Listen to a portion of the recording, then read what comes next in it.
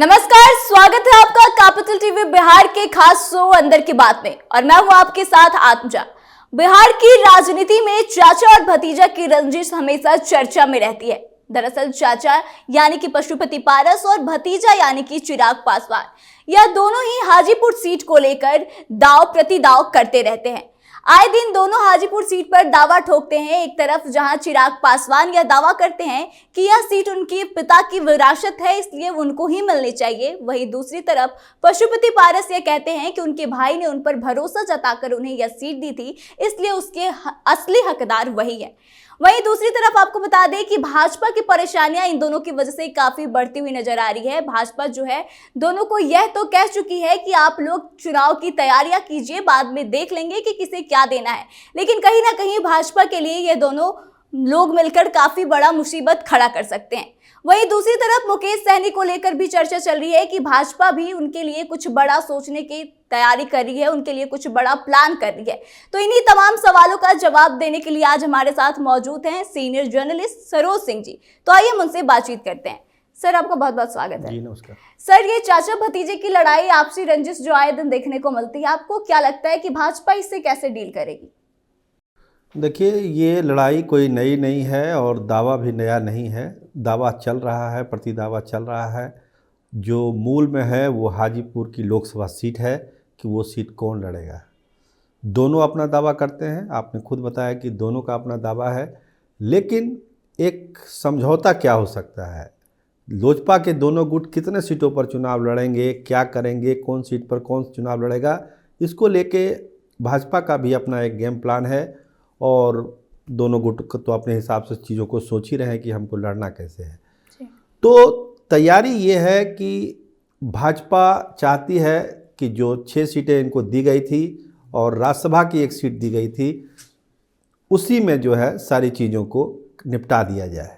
लेकिन क्या ये निपट पाएगा मामला, इसको लेके दिक्कत है। दिक्कत केवल पार्टी में नहीं हो रही है, बल्कि जो लोजपा के चुने हुए सांसद हैं, जो उससे जुड़े हुए नेता हैं, उनको लगता है कि चाचा भतीजा की लड़ाई में कहीं उनका राजनीतिक भविष्य दांव में नहीं लग जाए।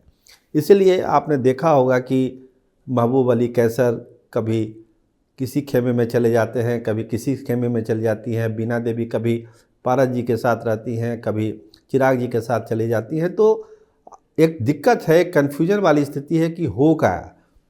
तो एक बड़ी बात इस बीच में ये हुई है, पिछले हफ्ते लोजपा के ऐसे ही लोग जो दुविधा में हैं कि क्या होगा नहीं होगा, इन लोगों ने एक समय मांगा नरेंद्र मोदी से मिलने के लिए कि अब फैसला उन्हीं के पंचायत में हो जाए तो ज़्यादा अच्छा है।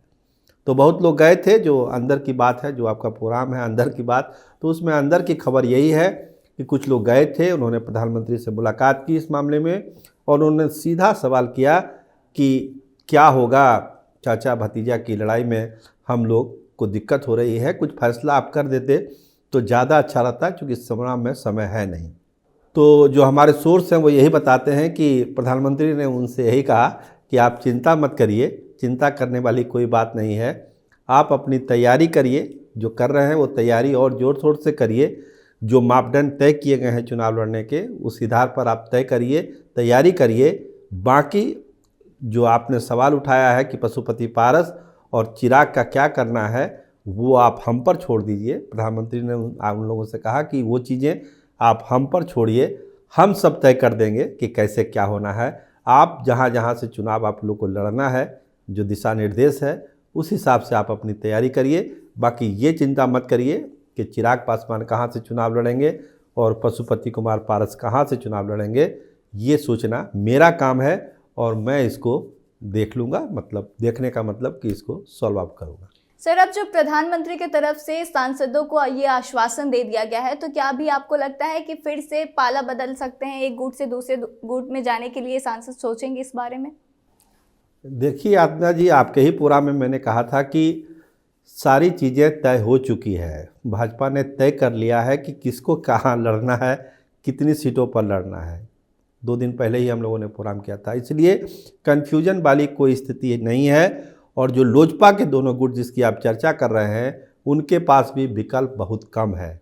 ऐसा नहीं है कि विकल्प उनके पास बहुत है, इधर से नहीं लड़ के उधर से लड़ जाएंगे या फिर अकेले लड़ जाएंगे, वो ऑप्शन है नहीं। चाहे वो चिराग पासवान हो, चाहे पशुपति कुमार पारस हो। देखिए पिछले दिनों एक और अंदर की बात हम आपको बता देते हैं, बात छिड़ी है तो पिछले दिनों अमित शाह से भी पशुपति कुमार पारस की मुलाकात हुई और वही चीज़ें अमित शाह ने भी कही पशुपति कुमार पारस को कि आप अपनी तैयारी करिए, आप कहाँ इस सब झमेले में पड़ते हैं। वो कहने गए थे कि चिराग इस तरह के बयानबाजी कर रहे हैं, उस पर अमित शाह ने यही कहा था कि आप अपना काम करिए, आप अपनी तैयारी कीजिए, क्षेत्र में जाइए, घूमिए, सरकार के कार्यक्रमों को बताइए जनता को और चुनाव में लगिए, बाकी चीज़ें हम पर आप छोड़ दीजिए। मतलब जो बात प्रधानमंत्री ने कही उन लोगों को जो उनसे मिलने गए थे, वही बात पशुपति कुमार पारस को कही अमित शाह ने। मतलब कि बात एक धारा पर है, क्योंकि भाजपा तय कर चुकी है कि कितनी सीटें देनी है, किसको कहाँ से लड़ानी है, ये भाजपा को तय करना है, ना कि पशुपति कुमार पारस जी को तय करना है, ना चिराग को तय करना है। अब जिसका यहाँ स्वाभाविक दावा बनेगा वो तो बनेगा ही बनेगा। सर एक बात की और चर्चा चल रही है कि चिराग पासवान जब से एनडीए ज्वाइन किए हैं उसके बाद से कहीं ना कहीं भाजपा की तरफ से पशुपति पारस को कम तवज्जो दी जा रही है एनडीए में, आप इस पे क्या कहेंगे? ऐसा तो नहीं है। देखिए जब भी कोई कार्यक्रम हुआ है, नरेंद्र मोदी ने पशुपति कुमार पारस को बहुत तवज्जो दी है, चाहे वो सरकारी कार्यक्रम हो, वैवाहिक कार्यक्रम हो या और चीज़ें हो। उनके मान सम्मान में ना तो अमित शाह ने ना नरेंद्र मोदी ने कोई कमी नहीं की और ये बात सब स्वीकार करते हैं कि पशुपति कुमार पारस की एक इज्जत है जिसको भाजपा ने बना के रखा है। खासकर नरेंद्र मोदी और अमित शाह इनकी बहुत इज्जत करते हैं कि संकट के समय में भी पशुपति पारस ने साथ दिया था भाजपा का, तो इसको लेके एक वो बात है वहाँ पे, तो वो कहीं कमी नहीं है। चिराग चूँकि नई पीढ़ी के नेता हैं, भाजपा नई पीढ़ी के लोगों को आगे बढ़ा रही है, तो स्वाभाविक है कि वो भी है रास्ते में हैं, उनको भी तवज्जो मिलती है, लेकिन मान सम्मान देने में भाजपा कोई कमी नहीं करती है। लेकिन जब राजनीतिक फैसला लेना होता है तो भाजपा अपने हिसाब से फैसले लेती है कि उनको क्या फैसला लेना है, क्योंकि बिहार की अगर 40 में से 40 सीटें भाजपा को जीतनी है तो वो सबको लेके ही चलेगी और जिसकी जितनी ताकत है उसी हिसाब से वो भागीदारी देगी। कोई नाराज़ हो या खुश रहे, भाजपा को इससे बहुत अंतर पड़ता नहीं। सर एक सवाल यह है कि मुकेश सहनी अभी फिलहाल किसी गठबंधन में ना होते हुए भी काफ़ी चर्चा में बने हुए हैं, कहीं तीसरे मोर्चे के लोग उनको अपने पाले में लाने की बात कर रहे हैं, तो अब ऐसी चर्चाएं भी चल रही है कि भाजपा कहीं ना कहीं उनको अपने साथ लाना चाहती है और उसके लिए एक बड़ा प्लान तैयार कर रही है, तो वो प्लान क्या हो सकता है? मैंने आपकी खबर बहुत दुरुस्त है कि मुकेश सहनी को लेके बहुत सारे विकल्प तलाशे जा रहे हैं। जो लोग तीसरा मोर्चा बना रहे हैं वो लोग भी अप्रोच कर रहे हैं मुकेश सहनी को, क्योंकि मुकेश सहनी ने अपनी ताकत को हाल के दिनों में दिखलाया है कि ज़मीन पर उनकी ताकत हाल के दिनों में कितनी बढ़ी है। अब वो अपने आप को केवल सहनी का नेता नहीं बता रहे हैं, सन ऑफ मल्ला तो वो हैं ही, लेकिन अब वो बताते हैं खुद को अति पिछड़ों के नेता। आप उनके हाल के प्रोग्राम सबको देखेंगे, उनके भाषणों को सुनेंगे तो वो अब आपको उनको अपने आप को अति पिछड़ा का नेता कहते हैं, ना कि केवल मल्ला का नेता।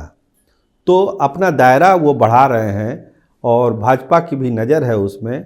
जो बात वो कहते हैं निषाद आरक्षण की, कि निषाद आरक्षण जो देगा हम उसके साथ हैं, भाजपा ने इसके लिए एक अलग काट खोजने की कोशिश की है कि जो लाभ आरक्षण के तहत, अंदर की बात हम बताएं आपको, भाजपा ये तैयारी कर रही है कि जो लाभ आरक्षण के तहत मल्लाहों को मिलना चाहिए वो लाभ क्या हम दूसरे तरीके से मुकेश सहनी को दे सकते हैं।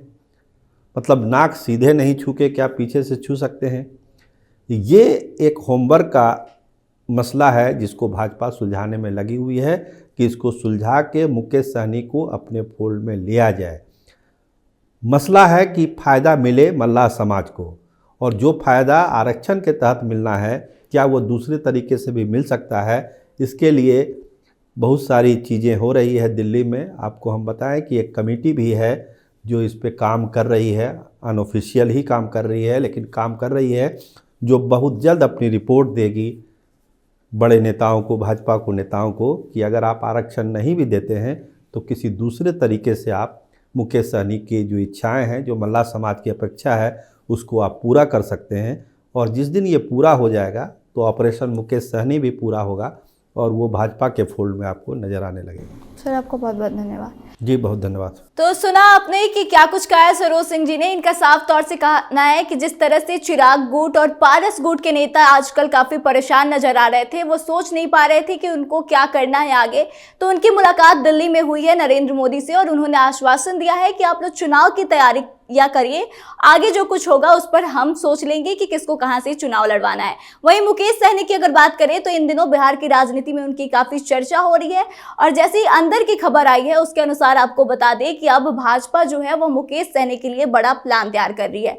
भाजपा का यह मानना है कि जिस निषाद आरक्षण की बात मुकेश सहनी कर रहे हैं, अगर उसको दूसरे तरीके से निषाद आरक्षण के तहत जितने भी लाभ आएंगे, अगर दूसरे तरीके से अगर सहनी समाज को, मल्लाह समाज को पहुंचा दिया जाए तो शायद मुकेश सहनी भाजपा के पाले में आ सकते हैं और एनडीए को ज्वाइन कर सकते हैं।